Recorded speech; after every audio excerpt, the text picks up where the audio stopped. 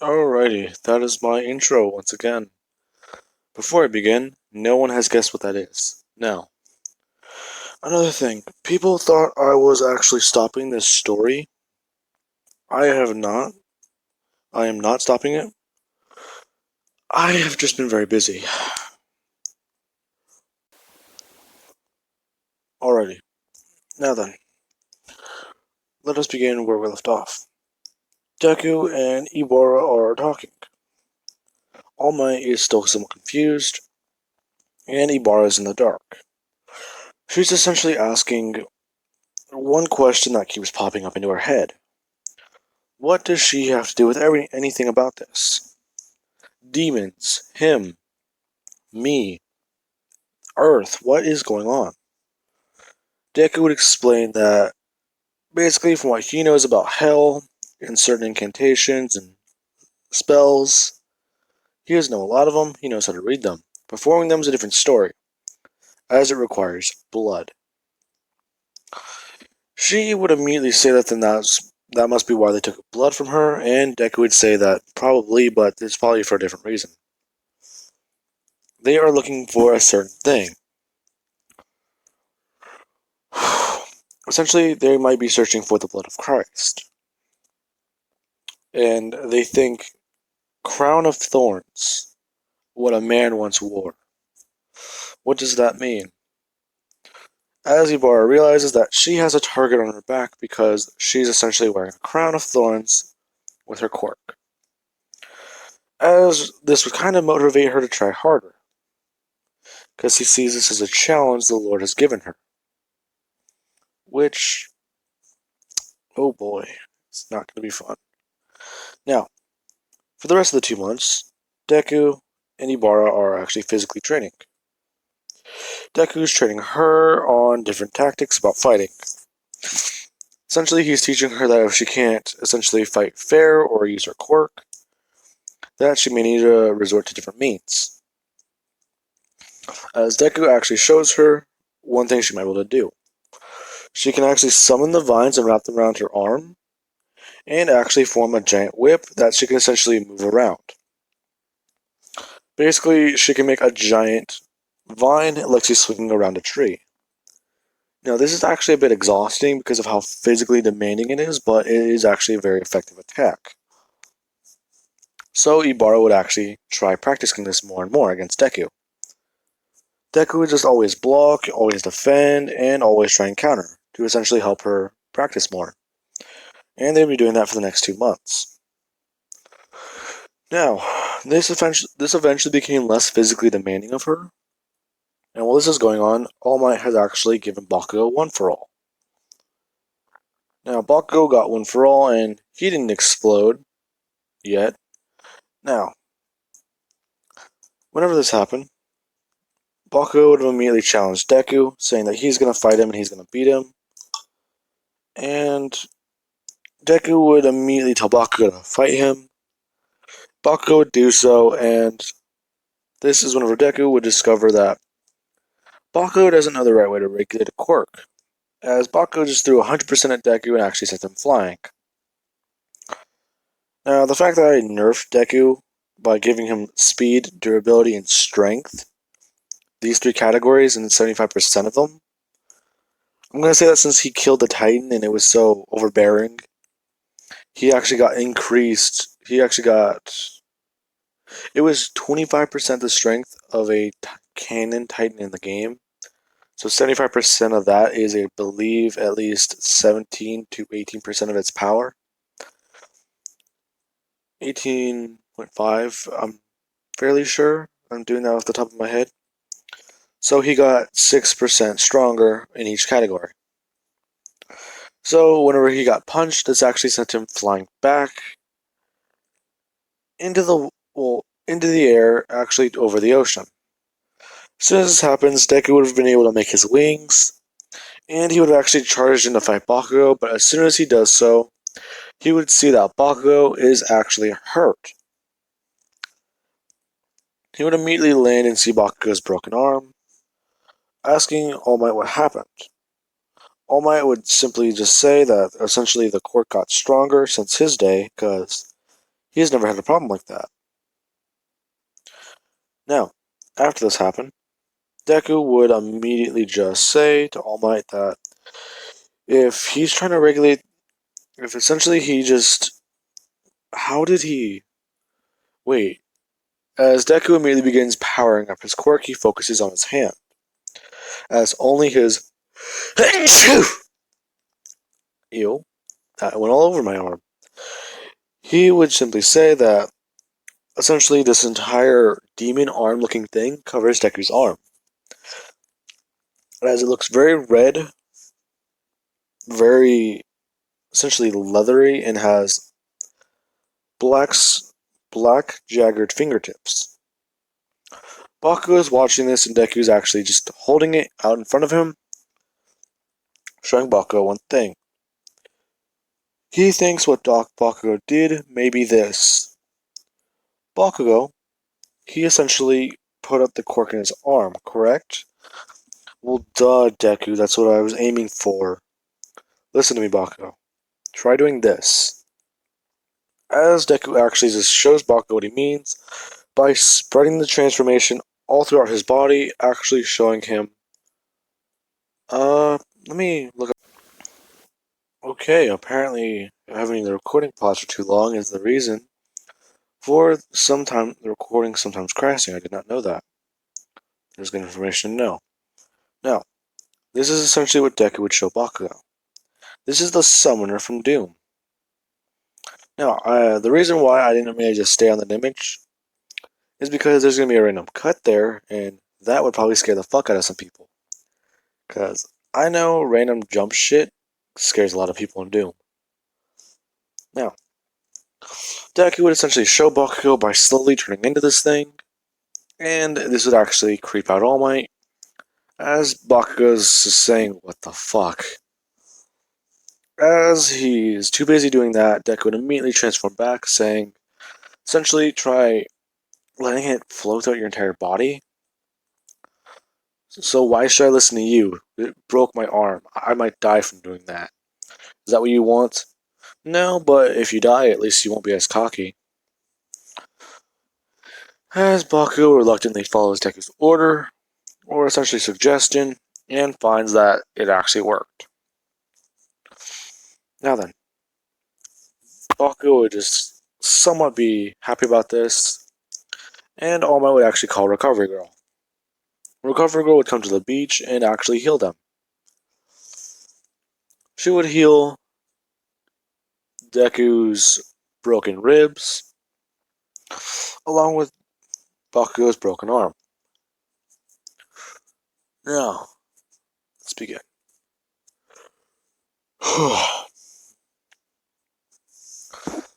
Deku and Bakugo are training, and this is whenever Deku would actually get Ibara into training as well.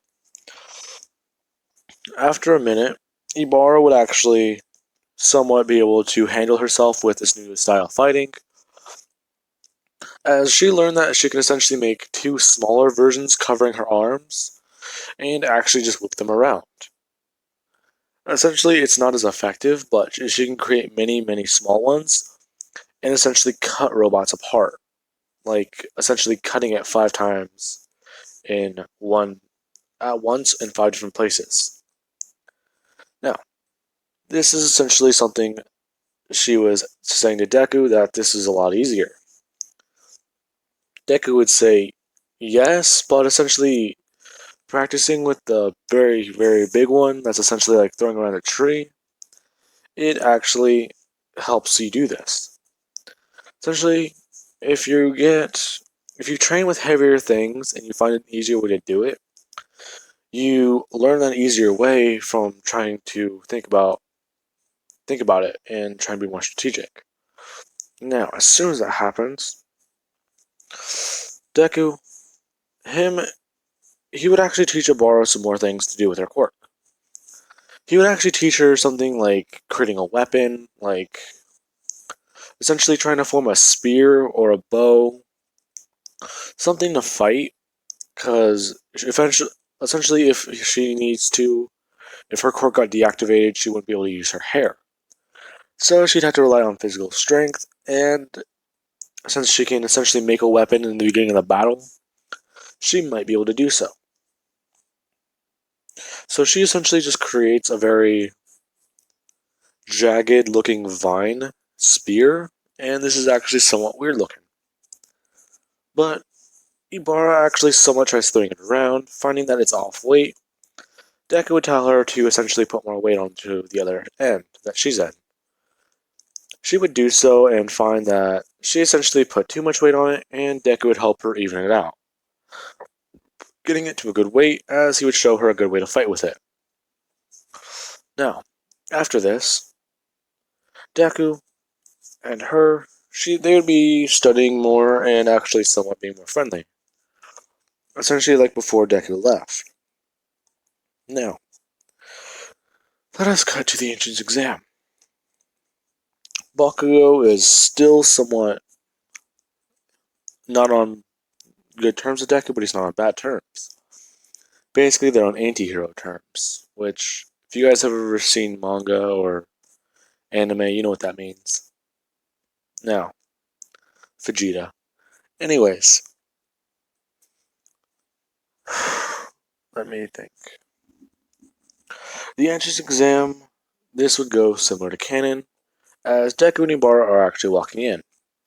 People are seeing Deku as he's literally just in a black shirt, blue pants, and not really anything special.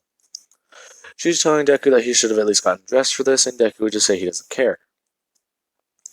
Deku essentially stopped caring about a lot of things. Sometimes he doesn't sleep because he forgets, or he just doesn't really pay attention. The passage of time has essentially messed with Deku's head, so he has to actually set a reminder to sleep. Now, let's begin.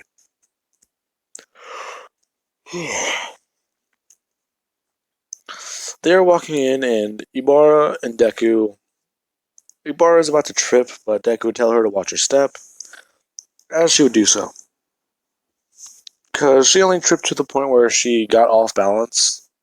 Nothing special, but they would get in there, and they're doing the test. Ida would talk about how that boy has a total lack of all that with how he's not even properly dressed. And Deku would just tell him that he's not properly dressed, but he can properly fight. So come at me, glasses. As Baku is sitting next to him, would actually just laugh, saying that he would have gone with 4 eyes, but that works too. As Ida turns back around, somewhat annoyed at these two delinquents. As Ibarra is stuck next to them, she's just trying to keep her head down. Now, as soon as that happened, Deku would actually score close to close to where Ibarra's high score is. I believe I said she would probably be at number 2 or 3. Actually, no, Bakugo scored 3rd, so let's say Deku. Bakugo's been too busy trying to learn about One for All, so he would score 5th, as Deku would score 4th. Actually, no, wait, I think Todoroki scored 2nd. Yeah, okay, let me just. Ibarra 3rd, Deku 4th, Bakugo 5th. That's better. Now, as soon as that happened, let us begin the entrance exam properly. They are all there, and Deku is he's actually drinking a soda as he's walking over to the area, and Ida's telling him that he can't even have food or drinks here. Does he not follow any rules, as Deku would just walk past him, saying that he's going to go talk over to his friend and actually see if she's okay. Ida would just say that girl's not really his friend, she is just another student that he seems to be annoyed about. As Ibarra would turn her head and actually run over to him, saying that she's glad to see him, and wait, you can't. Deku, come on. As Deku would say, fine, actually shooting it with his hands actually into the trash can. Now, as soon as that happens, she would just say that at least you're properly doing the test instead of just doing what Bakugo does. Cuts to Bakugo exploding everything in his area. Now, Deku would say that that's fine, but he's just here to get this over with. He's got to study some things more on the computer. In fact, he's got to still try and hack through that sequence he found.